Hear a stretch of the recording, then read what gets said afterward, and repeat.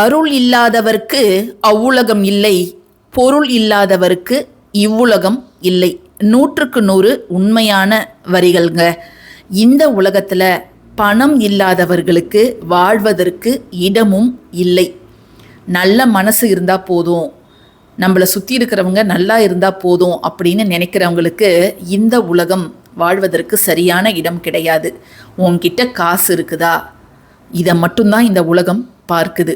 பணம் பணம் பணம் அது இல்லையா, நீ ஒரு பிணம் பிணம் பிணம். இப்படி தாங்க இந்த உலகம் இன்னைக்கு இயங்கிட்டு இருக்குது. பணம் பத்தும் செய்யும், பணம் பாதாளம் வரை பாயும்.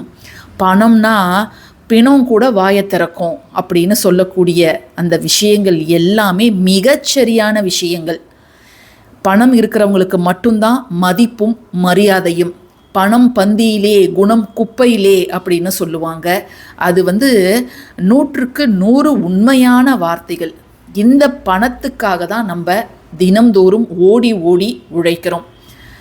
நியாயமான வழியில் நேர்மையான வழியில் நம்மிடம் பணம் சேர வேண்டும். அதுதான் சரியான முறை. தவறான வழிகளில் வரக்கூடிய பணம் நமக்கு என்றென்றும் நிம்மதியை தராது, மாறாக பாவத்தை கொண்டு சேர்க்கும். இந்த பணம் எல்லாரும் ஒரே மாதிரியான உழைப்பை போட்டாலும் எல்லாருக்கும் ஒரே மாதிரியான பணம் சேருதா அப்படின்னு கேட்டால் கிடையாது. தனிப்பட்ட நபரோட எண்ண ஓட்டங்கள் இதையெல்லாம் அடிப்படையாக கொண்டு தான் ஒருவரிடம் பணம் சேருகிறது. ஒருத்தவங்களுடைய எண்ணம் எப்படி இருக்குது, நேர்மறையானதாக இருக்கின்றதா, அல்லது அவங்க எந்நேரமும் இது என்னடா வாழ்க்கை, பணம் நம்மக்கிட்ட சேர மாட்டேங்குது அப்படின்னு சலிப்பாக இருக்கிறாங்களா அப்படிங்கிறதையும் தழுவி தான் அந்த பணம் ஒருத்தவரிடம் சேருவது தீர்மானிக்கப்படுகிறது. ஒருத்தவங்க எவ்வளோ உழைப்பாங்க, ராப்பகல் பார்க்காம வேலை பார்ப்பாங்க, இருந்தாலும் அவங்க உழைப்புக்கு தகுந்த வருமானம் பணம் அவங்க கிட்ட சேருதா அப்படின்னு கேட்டால் சேராதுங்க. அது அவங்களுடைய கிரக நிலைகள், அவங்களுடைய கர்ம வினைகள் இதெல்லாம் அடிப்படையாக கொண்டு தான் அமையும். ஆனால் ஒரு சில விஷயங்களை நாம் திரும்ப திரும்ப திரும்ப செய்யும் பொழுது நிச்சயமாக அந்த பணத்தை, அந்த மகாலட்சுமி தாயாரை, அந்த செல்வ செழிப்பை நம் வசம் எப்படியாவது ஈர்க்க முடியும். ஏன்னா எப்பொழுதுமே இந்த ஒரு வரியை ஞாபகம் வச்சுக்கோங்க. தெய்வத்தால் ஆகாதெனினும் முயற்சி தன் மெய் வருத்த கூலி தரும். உனக்கு ஜாதக அமைப்பே கிடையாது, உனக்கு சொந்த வீடு யோகமே கிடையாது அப்படின்னாலும் யாரும் ஒருத்தவங்க திரும்ப திரும்ப திரும்ப கொஞ்சம் கூட தளராமல் முயற்சிகளை தினம்தோறும் நேர்மறை எண்ணத்தோடு போட்டுக்கிட்டே இருக்கிறாங்களோ அவங்க கிட்ட தெய்வம் கூட தோற்று போகுமாம். ஏன்னா அவங்களுடைய முயற்சி தெய்வத்தையே அசரடிச்சிடும் அப்படின்னு சொல்கிறாங்க. நம்மளுடைய சேனலில் பணம் சேர்வதற்காக நிறைய விஷயங்கள் நான் ஒவ்வொரு வெள்ளிக்கிழமையும் சுக்கிரனோட அருளை நாம் பெறுவதற்கு நம்ம என்ன செய்யலாம் அப்படிங்கிறத சின்ன சின்ன விஷயங்கள் நம்ம சேனலில் நான் சொல்லிக்கிட்டே இருக்கிறேன். நம்முடைய பழைய பதிவுகளை போய் நீங்கள் பார்த்தீங்கன்னா அதிலேருந்து நீங்கள் எவ்வளோ விஷயங்களை தெரிஞ்சுக்கலாம். அதில் உங்களால் என்ன செய்ய முடியுதோ அதை நீங்கள் செய்யலாம். பணத்தை ஈர்ப்பதற்கு நிறைய எண்கள் நான் உங்ககிட்ட சொல்லியிருக்கிறேன். Money attraction number, money manifestation method, அதே மாதிரி அந்த அமாவாசை தினத்தில், பௌர்ணமி தினத்தில் பணத்தை நம் வசம் இருப்பதற்கு நம்ம என்ன செய்யணும் அப்படிங்கிறதையும் சொல்லியிருக்கிறேன். அந்த வகையில் இன்றைக்கி நம்ம சேனலில் நம்ம பார்க்க போகிறது பணத்தை அசுர வேகத்தில் உங்களிடம் இருக்கக்கூடிய ஒரு சக்தி வாய்ந்த எண்கள் தான். அந்த எண்களை நம்ம எப்படி நம்முடைய அன்றாட வாழ்க்கையில் பயன்படுத்தலாம் அப்படிங்கிறதையும் இப்போ பார்க்கலாம். நம்ம இன்னைக்கு பார்க்கக்கூடிய ஏஞ்சல் எண்கள் இதுதாங்க. 858, 858. நம்ம நிறைய எண்களை ஏற்கனவே நம்ம இதற்கு முன்பு பார்த்துருக்குறோம். நிறைய வழிமுறைகள், அதை எப்படி நம்ம பயன்படுத்தணும் அப்படிங்கிறதையும் நான் சொல்லியிருக்கிறேன். உங்களுக்கு அந்த எண்களால் நல்ல பலன் கிடைச்சிதுன்னா நீங்கள் அதையே பயன்படுத்தலாம், ஒன்றும் தவறு கிடையாது. பட் ஆனால் இப்போ புதுசாக நம்ம சேனலை பார்க்குறவங்க பணம் என்கிட்ட தங்க மாட்டேங்குதுங்க, வீண் விரைய செலவு ஆகிட்டே இருக்குது, ஒன்று மருத்துவ செலவாகுது, இல்லை வீட்டில் இருக்கக்கூடிய எலக்ட்ரானிக் சாதனங்கள் பழுதடையுது, அல்லது வேறு ஒரு வகையில் ஏதாவது எனக்கு செலவு வந்துக்கிட்டே இருக்குது, பணத்தை நான் சேமிக்கணும், என்னிடம் பணம் எப்பொழுதும் நிரந்தரமாக இருக்கணும், ஒரு அவசரம்னா அதற்கு நான் மற்றவங்க கிட்ட போய் கேட்கக்கூடாது, அதை சமாளிக்கக்கூடிய அளவு என்னிடம் என்னுடைய பொருளாதாரம் உயர வேண்டும் அப்படிங்கிறவங்க இந்த எண்களை நீங்கள் பயன்படுத்தலாம். குறிப்பாக இந்த எண்கள் வந்து எதற்காக பயன்படுத்தப்படுது அப்படின்னு பார்த்தீங்கன்னா, பணத்தடைகளை முற்றிலும் நீக்கும். மணி பிளாக்கேஜ் அப்படின்னு நம்ம சொல்லுவோம்.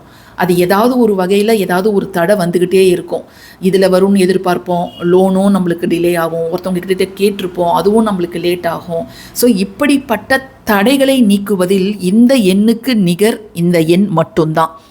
858 அவ்வளவு சக்தி வாய்ந்த ஒரு எண்கள்ங்க. ஸோ தினம்தோறுமே இதை வந்து உங்களுடைய வாழ்க்கையில் எந்தெந்த வகையில் பயன்படுத்தலாம் அப்படிங்கிறதையும் இப்போ நம்ம பார்க்கலாம். நீங்கள் எல்லா வகையும் நான் பயன்படுத்தணுமா அப்படின்னாலும் நீங்கள் பயன்படுத்தலாம், அல்லது ஏதாவது ஒரு வகையை நீங்கள் ஃபாலோ பண்ணலாம். ஃபஸ்ட்டு மெத்தடு இப்போ நீங்கள் பார்க்கக்கூடிய இந்த மெத்தடு தான். நானே வந்து மொபைல் வச்சுட்டு ஷூட் பண்ணுறதால எனக்கு வந்து சரியாக வரல. உங்களுடைய லெஃப்ட் ஹேண்டில் இந்த பகுதியிலையோ அல்லது இந்த உள்ளங்கையிலையோ அல்லது அதற்கு மேலேயோ நீங்கள் எங்கே வேணாலும், அதாவது நீங்கள் டக்குன்னு திரும்பினா பார்க்கணும். அந்த எண்கள் வந்து எப்பொழுதும் உங்கள் கண்களுக்கு படுற மாதிரி நீங்கள் எழுதுங்க. எந்த கலர் ஸ்கெட்ச் வேணாலும் நீங்கள் எழுதலாங்க. கலர்லாம் முக்கியமே கிடையாது இந்த மாதிரி மேனிஃபெஸ்டேஷனில். ஸோ 858 அப்படிங்கிறத எழுதுங்க. அது தண்ணி பட்டு கலைஞ்சி போயிடுச்சுன்னா நீங்கள் திரும்பவும் அதை எழுதிக்கலாம். அது நம்மளோட விருப்பம். எப்பொழுதும் உங்கள் கைகளில் அது இருக்கிற மாதிரி நீங்கள் எழுதணும். நிறைய பேர் நம்ம எப்பொழுது இந்த மாதிரியான மெத்தடு சொன்னாலும், நான் வந்து இந்த நம்பரை டேட்டூ குத்திக்கலாமா, அல்லது நான் வந்து மருதாணியில் இந்த மாதிரி நான் எழுதிக்கலாமா அப்படின்னு கேட்குறீங்க. அது வந்து கரெக்டு கிடையாது. நீங்கள் ஒவ்வொரு முறையும் எழுதும்போது தான் அதற்கு நீங்கள் எனர்ஜி தரீங்க. ஒரே மாதிரி எழுதிட்டு அது வந்து மாதத்துக்கும் அதையே பார்த்துட்டு இருக்கிறத விட, காலையில் ஒரு முறை அல்லது வந்து ஈவினிங் ஒரு முறை அல்லது நைட்டு தூங்குறதுக்கு முன்னாடி இந்த எண்களை உங்களுடைய இடது பாகத்தில், உங்களுடைய உடம்போட லெஃப்ட் சைடில் வந்து நீங்கள் எழுதலாம். அதுவும் நீங்கள் பார்க்குற மாதிரி இருக்கணும் அது வந்து. ஸோ இதுதான் வந்து ஃபஸ்ட்டு மெத்தடு. ரொம்ப ஈஸியான மெத்தடு. நீங்கள் பால் பாயிண்ட்லேயோ எதில் வேணாலும் நீங்கள் எழுதலாங்க. செகண்ட் மெத்தடு என்ன அப்படின்னு பார்த்தீங்கன்னா, ஒரு சார்ட் பேப்பரோ அல்லது ஒயிட் பேப்பரோ நீங்கள் எடுத்துக்கிட்டு அதில் வந்து ஒரு சர்க்கிள் வரைஞ்சிக்கோங்க. நான் இப்போ வளையல் வச்சு தான் போட்டேன். இப்படி சர்க்கிள்குள்ளார நம்ம ஒரு விஷயத்தை எழுதும்பொழுது அது இன்னும் வந்து ரொம்ப பவர்ஃபுல்லாக வேலை செய்ய ஆரம்பிக்கும்.